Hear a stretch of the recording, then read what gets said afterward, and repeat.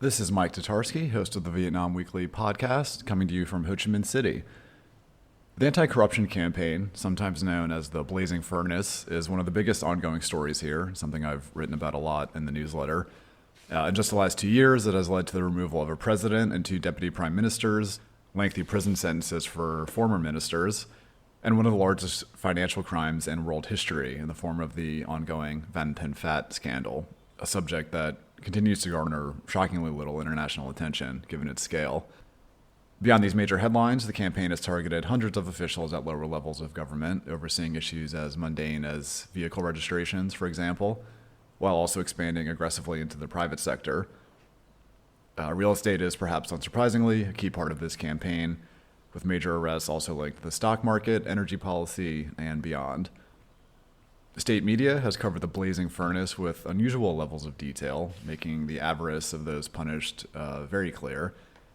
The rationale behind which officials, ministries, or companies to go after, though, remains unclear. To help clear some of this up, today's guest is Nguyen Khac Giang, a visiting fellow at the Vietnam Studies program under the ISEAS Yusof Ishak Institute in Singapore. Giang once worked as a journalist, as well as a political researcher at the Vietnam Institute of Economic and Policy Research. I think he's one of the sharpest Vietnam analysts out there, and while his interests are broad, he is especially knowledgeable on the government, General Secretary Nguyen Phu Trong, and the anti-corruption campaign. He's an invaluable source, especially given the near impossibility of analyzing politics here in Vietnam. We discussed the historical context of the blazing furnace, how an unprecedented concentration of power laid the groundwork for the stunning developments mentioned a minute ago, the substantial challenges associated with the campaign, public perception of its direction, and what this all may mean for the future of governance in Vietnam. Let's get to my conversation with Giang. Before we get to that, actually, I just wanted to comment on something that took place after I had already recorded and uploaded this episode. On Thursday evening, there was a strange announcement from the Royal House of the Netherlands. For context, the Dutch King and Queen were supposed to have a state visit to Vietnam from starting tomorrow, and it was announced that this was postponed. In a short statement from the Royal House saying that the Vietnamese authorities have requested that the state visit be postponed due to internal circumstances. That's a quote from the announcement. This set off quite furious speculation here in Vietnam, some of which, or a lot of which, has focused on one leader in particular. Now, I'm being intentionally vague because none of this has been officially announced or confirmed, and I don't want to potentially get in trouble, just to be frank. But just in case something comes out after this episode has been released, I have been aware of it, but again, since it's not official, can't discuss it in detail. And I think if whether anything happens or not, everything Giang and I talked about remains valid. And depending on what happens, even more interesting than ever. So just commenting on that vaguely. Now let's get to the conversation with Giang. Giang, thanks so much for joining me today. My pleasure. We'll just kind of jump right in, talking about the anti-corruption campaign or the so-called blazing furnace. Just as kind of a table setting, when did this campaign start, and what was the goal of it when it began?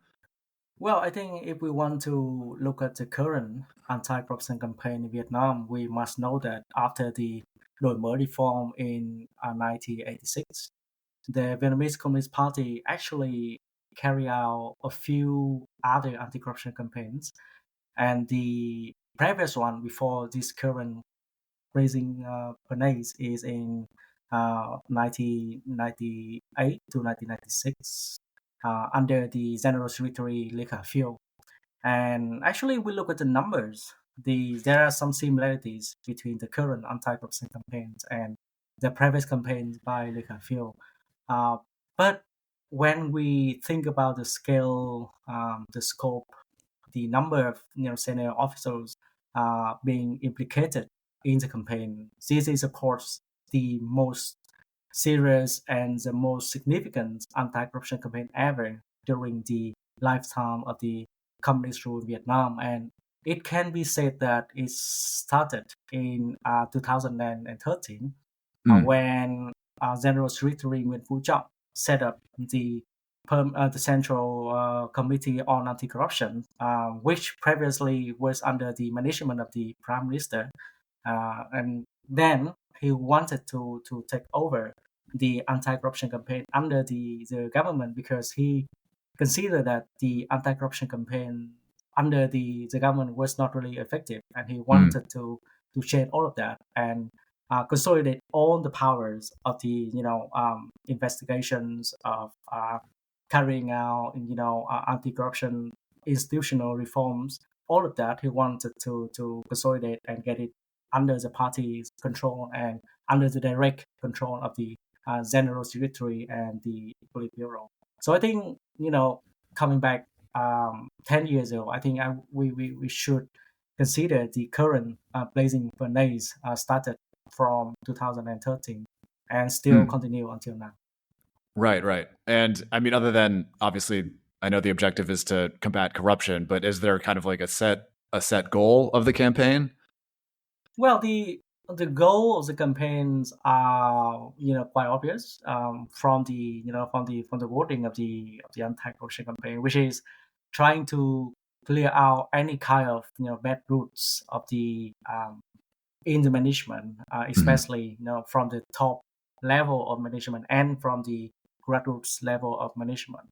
So the point that the anti-corruption campaign took place after a very successful economic performance of Vietnam, which brought in many positive aspects, but Mm. also from the perspective of the conservative faction of the party, they consider that the rent-seeking problems, corruptions, and other economic mismanagement were so rampant, and they wanted to rectify such practices. So I think the most important goal of the anti-corruption campaign is first to clear out any kind of bad roots, bad elements inside the system, in order to make the Communist Party more clean and more capable of carrying out the next step of economic management and reform in Vietnam. And Mhm. second, it wants to set up a very good fundamental ground. From that, Vietnam can start the next phase of political reform after the Đổi Mới in 1986. So I think there are two main goals that we can say from the campaign. The first one is the direct one is to root out any bad elements inside the regime, and second is to set a perfect background for institutional reform to keep the country moving forward to the trajectory of the market socialist development, as the Mhm. party put it. Yeah, and so as you mentioned, this has been ongoing for about 10 years, or I guess a little more than 10 years now, but it certainly seems like things have accelerated over the last couple of years. I mean, we've had, the two big pandemic era cases with the COVID test kits and the repatriation flights. Mhm. Last January of last year, we had the president and two deputy prime ministers step down. They weren't charged or anything, but kind of for mismanagement under their watch. And then, of course, these big private sector cases, which we'll get to. But so is it kind of correct to say that this has accelerated over the last couple of years? Well, I wouldn't say it is really accelerating, but the things that we are seeing now is only possible when power is consolidated in a very unprecedented fashion, because with Vietnam is a collective leadership system, which is a little bit different from China, for example. So Mm. in order for you to punish a very high ranking officials like the president and the vice prime ministers who are happen to be in the Politburo as well, it need a remarkable level of power concentration, because otherwise it's impossible to do anything like that.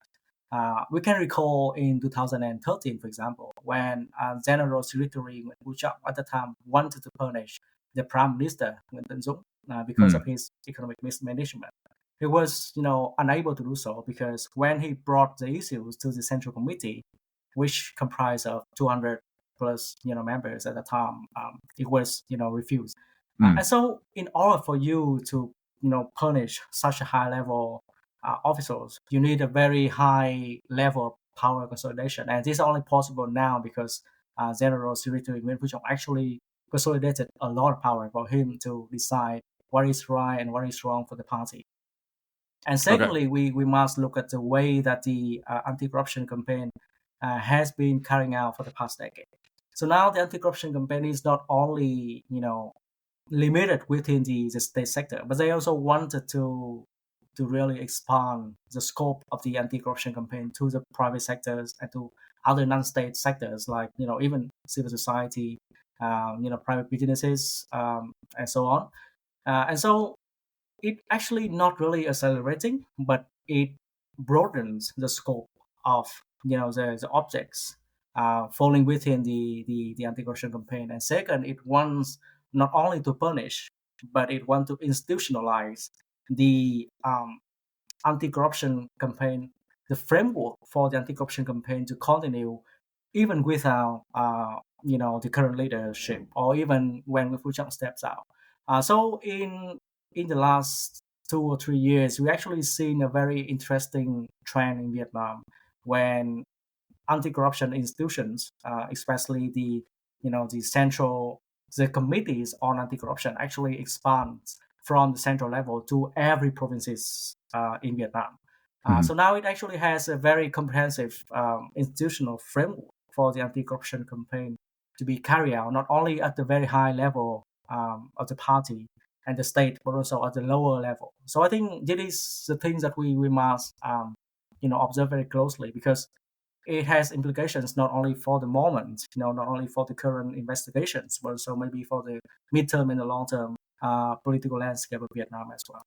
Yeah. I mean, it's been really interesting to see how in the public sector, everything from sand mining to vehicle registrations, and I'm sure I'm missing a dozen other things, has been touched. Again, the private sector, I've kind of been struck by, at times it almost seems like investigators are almost going by sector. I mean, real estate continues to be huge. The Van Thien Phat trial started today, which we can touch on a little later, but FLC Group, many developers have gotten in trouble. There's been a lot of discussion of energy issues lately.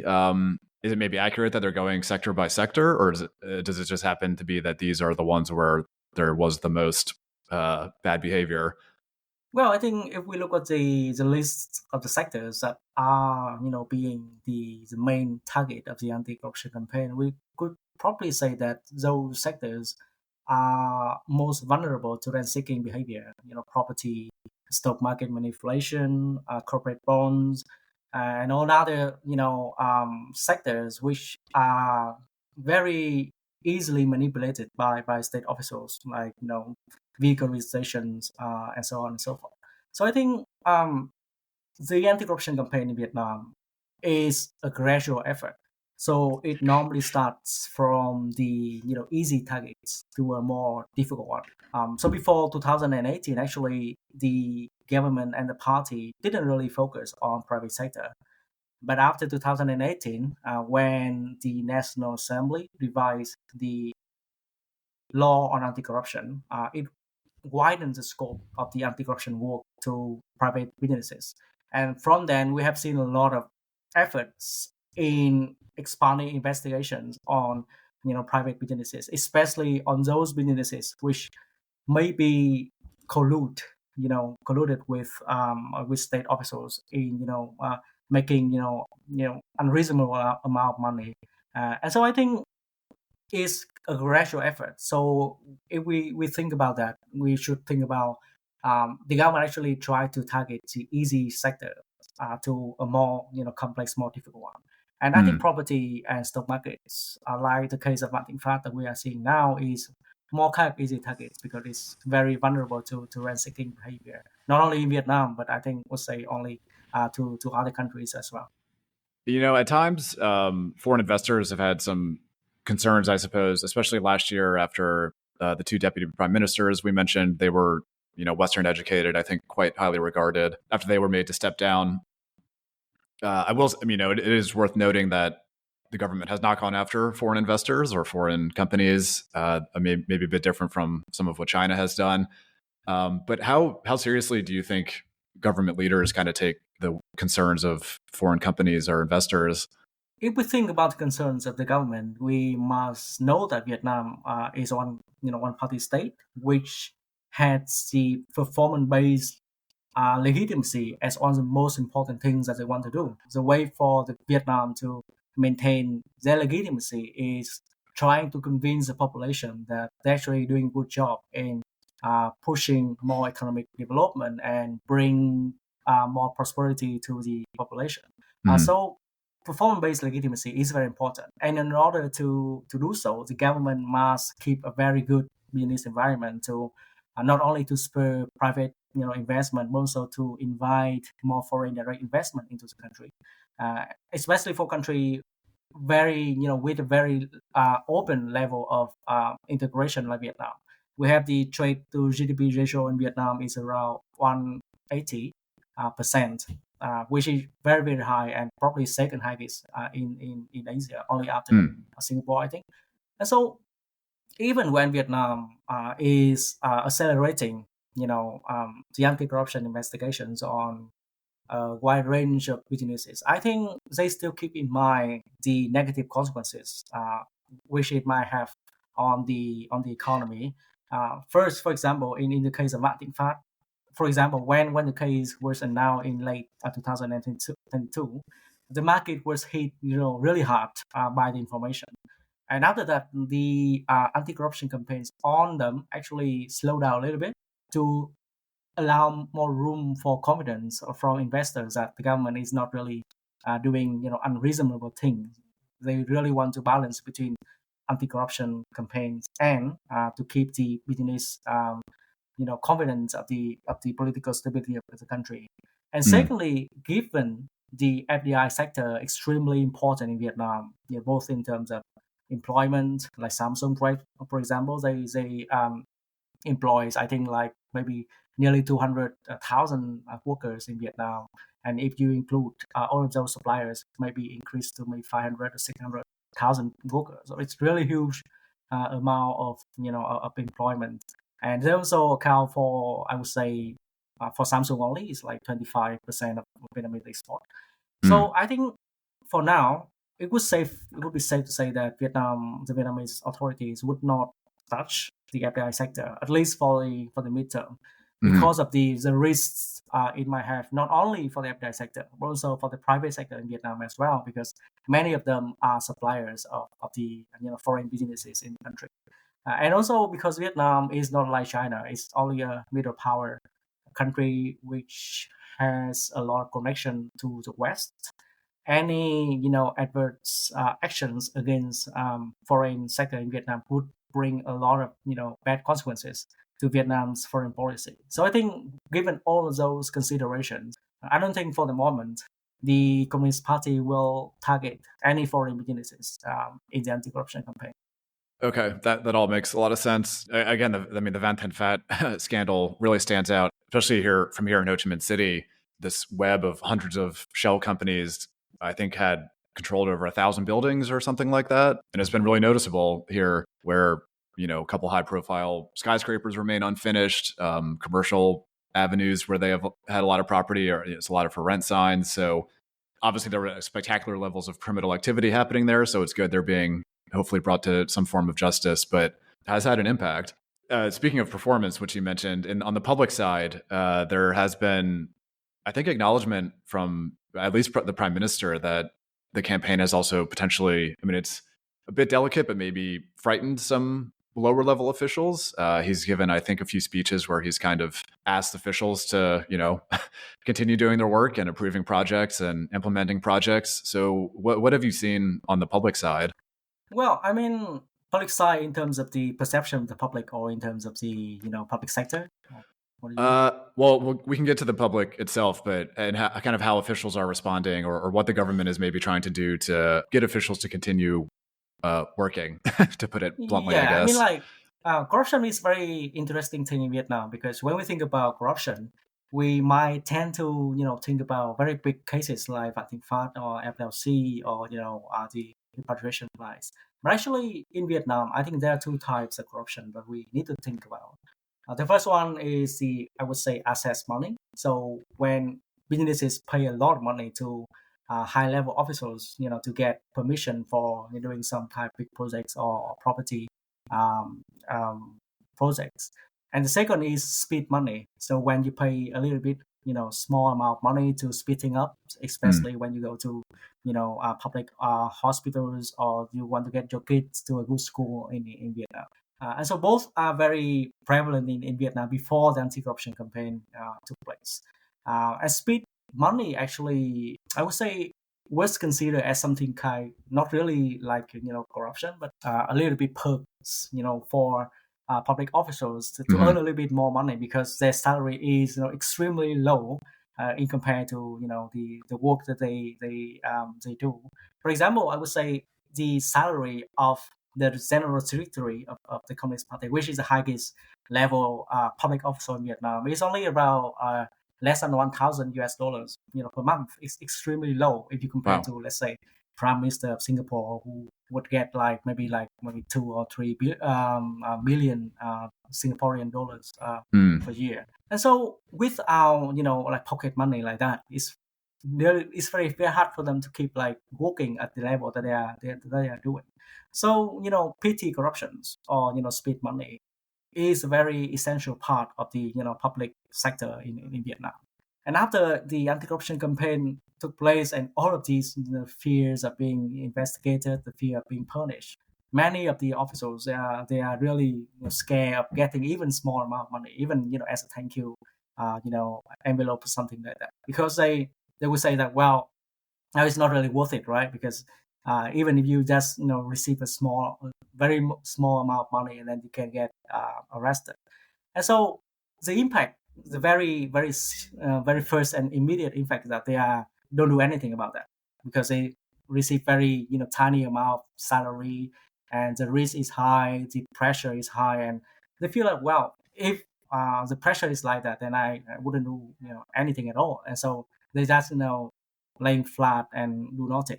So the first risk is the bureaucratic paralysis when public officials are not willing to take any action at all, even like of their responsibilities.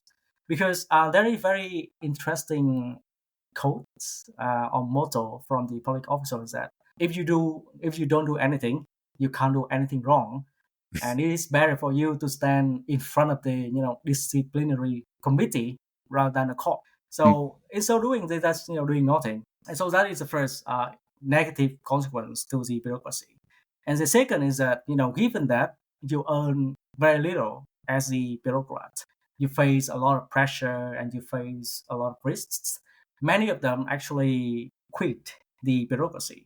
So in the past 3 years, actually more than nearly 100,000 public employees actually quit the job, and it caused a Wow. very big problems for the bureaucracy to run things as usual. Probably if you live in Ho Chi Minh City, you must also realize that things are getting very difficult for businesses to get license and to get Hmm. approvals and to get public officials coming in and check their fire safety standards, something like that.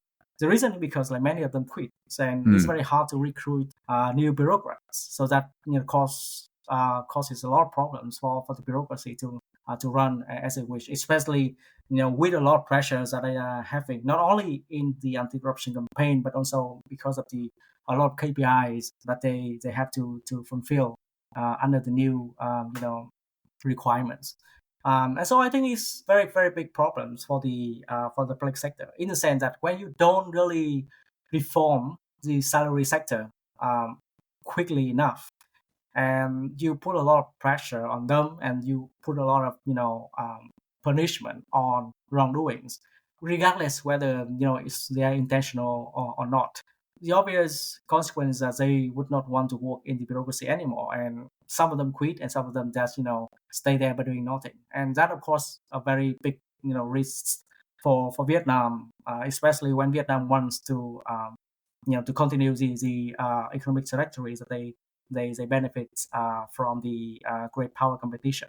I mean, again, some of it's a bit understandable, as you mentioned the salaries. I mean, I remember being a bit shocked when I started learning what the official salaries are. And I mean, if you're making $800 a month living in Ho Chi Minh City, which is quite an expensive city, I mean, people get by for less than that, but you're kind of just surviving. I don't think you're really enjoying it very much. Yeah, I Um, mean, like for example, my when I graduated from my BA in Hanoi, the salaries of the benchmark salary for private sector is around maybe 7 million Vietnamese dong per month. So it's around, mhm. I think, $300 per month. And the benchmark salary for a BA graduate to work in the public sector is 2 million. So it's around less than probably Wow. 100 US dollar. Yeah. And you can't survive that. You couldn't, survive with $100 in Hanoi. You cannot even like barely get enough food to eat. So it's very nonsensical for a system that keep going like that. But carrying out reform in the bureaucracy is very taunted tasks, and it requires a lot political investment, also the commitment by the high level officials, which is not easy to carry out because of a lot of conflicted interests in the reform. There was some kind of salary increase last year, right? Is that right? Or was it 2 years Yeah, but ago? only like maybe like 5-6% out of like $200 is not really much, right? So Sure. given the the inflation is around like at least like 4 or 5% on paper, in real life maybe it's even more. So it actually add nothing to to the misery of the public official lives, in coping with a lot of tough choices in life. So yeah, I totally understand like why they take corruptions, why they take small bribes. And I totally understand why they quit. Like some of them, not really willing to take petty bribes, and have the morality of work, and they quit and they move to the private sector. And many of them actually are very successful, and they come back and say, "Well, I actually should like do it, have done this earlier than later." And it's especially kind of tricky when it combines with, I think you may have written about it before, but this kind of like thank you culture, which we saw a lot of in the reporting about I think the repatriation and the COVID test kit scandals, where, an official would do something and a business person would say, here's a couple $100,000 or some number of money just as a thank you. So kind of this gray line between a gift and a bribe, and how that's quite difficult, like quite ingrained, I think, but difficult to kind of. Though. I mean, like normally, if we do some work with at the commune level, right? I want to get some paper done like quickly, for example. If I want to speed things up, I would give like maybe 200 Vietnamese dong, 200,000 Vietnamese dong. It's about less than $10 or $8, I would say. It might be considered as a petty corruption if you are forced to pay that money, and if you pay in advance, in order to speeding up. But if you pay it like after your work is done and you're happy with the service, you want to pay more, for example, it may be considered as something like appropriate in terms of culture, of course, not in terms of the legality of the Vietnamese law. But I think the thing is that the Vietnamese system should reform in a sense that in some non-essential services, when you want to splitting up, you might want to set up something like a system where you can actually pay more money to get things done quickly. Or if you want to get better services, you might want to spend a little bit more to get better service, quicker service than normal. It, of course, it's very complex issue because it might touch the core part of the party, which is egalitarianism and equality. And also they want to ensure that all the people would have the same access to public education and public hospital. But the thing is that with a country of 100 million people, I think it's really hard to keep things going like this without any scheme of differentiation between different service customers. So I think it's really tough questions going forward for the party and the state to think about how they can reform the bureaucracy in order to first to pay enough to the bureaucrats, and second to keep things work well, because the public education, for example, and public hospital, for example, they are actually not working as expected. You say that you have free education, you have free healthcare, but actually the quality is too bad, right? So a lot of people, when they have enough money, they actually go to private education or private hospital. So you have to reform that system in order to make it quality enough, not only for the rich, but also for the poor as well. So I think it's a lot of tough questions for the party and the state to think about when they think about the next step of the bureaucratic reform. Yeah, you mentioned the 100 billion people of Vietnam. So what have you kind of seen in terms of public perceptions? I mean, my kind of sense is that some cases, again, I've referenced them several times, but the pandemic era trials, I understand those seem to be quite popular. I mean, these were officials who were kind of just being a lot of predatory behavior on their own people who were quite scared during a really frightening the depths of the pandemic. But then some others have kind of created inconveniences, like the vehicle registration centers. A lot of them were closed for a time, and I remember there being articles about people having to wait for hours or days to get their vehicles registered. What's kind of your sense of public perception of all this? Well, I think the people of any country would love to see, high-profile officers being, hang out because of corruption. So they're Mm, happy about that, right? I mean, it's very kind of like populist things which, happen everywhere. Like people mm, love to see bad people get punished and good people being rewarded. So the thing is that in Vietnam, when we talk about anti-corruption to normal people, taxi drivers or Grab bikers, most of them are happy with the punishment of the implicated officers. But many of them are unhappy because of the bureaucratic paralysis, which mm, make their life much worse than before, right?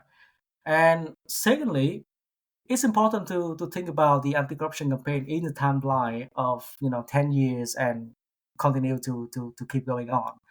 People would question that after 10 years, after a lot of high profile cases, why we still experience like Viet Á or repatriation flights and fighting flights, so many high profile cases, like whether those anti-corruption efforts actually are working, or maybe it can even lead to the disillusionment about the political institutions of Vietnam, because they say that, well, maybe it's systemic error. It's not something like a bad elements or something.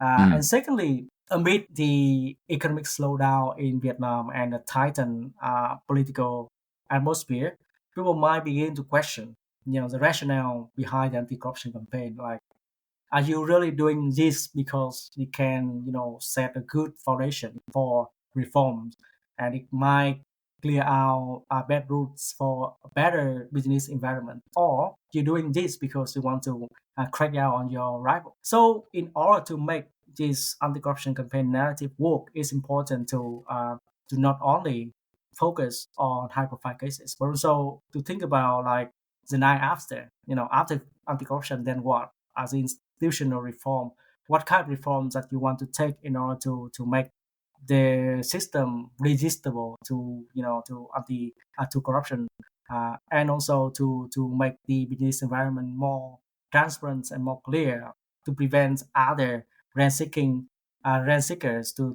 join into the market after the anti-corruption campaign has cleared out all the bad people. So I think mm, it's very tough questions for the party to think about, because the public is happy about punishment, but they're not mm, happy about the general economic and political atmosphere of the anti-corruption. Because at the end of the day, it's important to have good economic condition. People may be complaining about corruption. People may be complaining about paying a lot of petty bribes to traffic police, to public hospitals. But if things are okay, things are done in their way, and then they, at the end of the day, they're happy about that. But if mm, you keep cracking down on everything, but then everything is not working, and then it's not worth it, right? Because they mm. can accept the short-term pains, but this short-term pain must lead to a long-term benefit. And if you don't show the long-term benefit clear enough, then it might be a big problem. Okay, and kind of moving towards conclusion. I mean, you mentioned the night after, the day after the campaign. I know it's impossible to predict the future, of course, but what do you kind of envision over the next couple of years? I think there's the next party Congress is in 2026. I assume Trong will not be getting another another term. He's already in his unprecedented third. There's been a couple shocks over the last couple of years: the Van Ten Fat, the president being forced out, those sorts of things, and then maybe some calmer periods at times. But I don't know. What do you kind of expect or maybe have an eye on over the next couple of years? Well, I think although we have seen a lot of institutionalization efforts by the party to set up a very solid framework for anti-corruption work, I think at the end of the day, the anti-corruption campaign is still the work mostly done by Nguyễn Phú Trọng personal um, commitment and willingness to clear out bad roots inside the party. So I think if in the next 2 years, especially after the 14th Congress Party in 2026. If General Secretary Nguyen Khac Giang stepped down, I think that the anti-corruption campaign might slow down and gradually wither away a little bit because of the personal mandate is no longer there. But at least in the short term and in the medium term, I think the place still move forward because there's still room for anti-corruption efforts, especially when you think about of the non-state sector. Banting Fund is the first case, but then we have other big cases that the Vietnamese Communist Party would want to make an example, in the anti-corruption campaign, and also it's important to think about the institutional setup after General Secretary Nguyen Phu Trọng stepped down because we really want to know like how the leadership composition would look like after 2026. So if all of those anti-corruption czars, the person who leads the anti-corruption campaign's effort alongside with Wu Chao, like the head of the Ministry of Public Security, the head of the Central Inspection Commission, and the head of the Central Internal Affairs Commission, if they retain their power and maybe even like promoted to a high level position inside the party, I think we might see the anti-corruption campaign will continue for a little bit longer. But at the end of the day, I think 10 years are quite a long time, and if you continue to burn like this, it's very hard to think about. The negative consequences might outweigh the benefit of cleaning out the party. So in a sense, I think the anti-corruption efforts are like steroids, are like doping. It's something. It's very good for short term, right? You want to really boost the energy by clean out bad roots, like make yourself like feel more energetic to continue work. But you cannot use it, for on a long term basis. At some point, in the future, you must stop it and maybe prioritize economic developments and other stuff instead of just anti-corruption campaign. And if we look at the history of the Vietnamese Communist Party, it's like anti-corruption efforts actually is moved up and down in frequent levels. So after the first anti-corruption campaign by General Secretary Lê Khả Phiêu in 1999, like I already mentioned before, we have seen an unprecedented level of economic integration in Vietnam by Vietnam signing the PNTR with the United States, joining the World Trade Organization and organizing APEC, and with all sort of very positive economic developments. So I would expect that after this period of quite conservative political thinking, I would expect what a lot of Vietnamese theorists would call Đổi Mới 2.0 would happen in the midterm. But in the short term, of course, I think the blazing furnace will continue to blaze forward, at least until 2006. Yeah, all very interesting. And I mean, I guess worth noting that even amidst all of this, FDI is still coming in very strong, and the economy is not performing terribly poorly. Last year was not the best year, but still Vietnam is doing quite well within this context. So it is fascinating to consider what a Doi Moi 2.0 would potentially look like in the future. But Giang, thanks so much for discussing this and adding a bit of longer timeline. I sometimes it kind of seems like this all started maybe just a couple of years ago, but helpful historical context. And yeah, thank you again. Yeah, my pleasure. Great talking to you.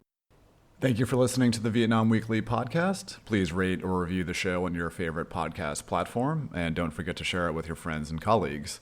Follow the Vietnam Weekly on Threads, LinkedIn, or Instagram, and please do get in touch with any comments. See you next week.